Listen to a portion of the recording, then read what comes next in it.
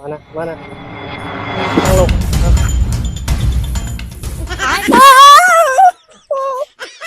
มือนี้ก็จิพาส่งเอเยดโดไปตลาดเนาะบ่ว่าจะไปซื้ออีหยังป้าเบิ่งเบ้าหน้าแหม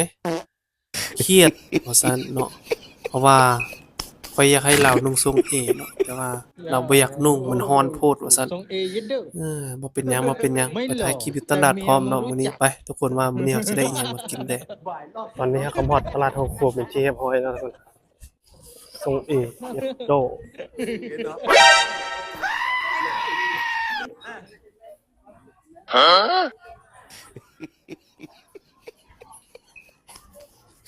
ค่อยมีอยากสิเซอร์ไพรส์เจ้านะเพราะว่าค่อยไปนั่นมันมีอันตัวเจ้าหมักนะไม่อยาก ไปเบิ่งอ้าว มานะนั่งลง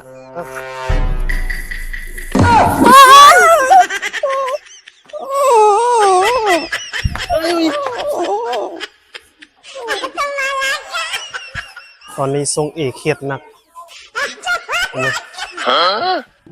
อย่า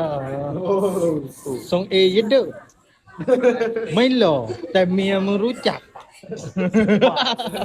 ก็จะประมาณนี้นะทุกคนบ่ทันซื้อหยังซ้ำทรงเอกเครียดแล้วกลับซะทุกคนฝากอุดหนุนสบู่บ่คารอบอกต่อได้เด้อสบู่จะมีรุ่นเงินรุ่นคำiPhone รุ่นเงิน100ล้าน50ล้านเนาะแล้วก็สร้อยทองคำเนาะสำหรับใครที่สนใจอยากอุดหนุนอยากซัปพอร์ตอยากเอาไปลองใช้หรือว่าอยากเอาไปรุ่นโซกก็สามารถทักเข้ามาหาได้เลยเด้อสบู่มีพร้อมส่งเด้อทุกคน